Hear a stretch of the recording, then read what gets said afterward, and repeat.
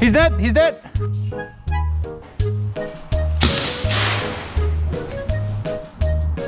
I hit that? That would be amazing.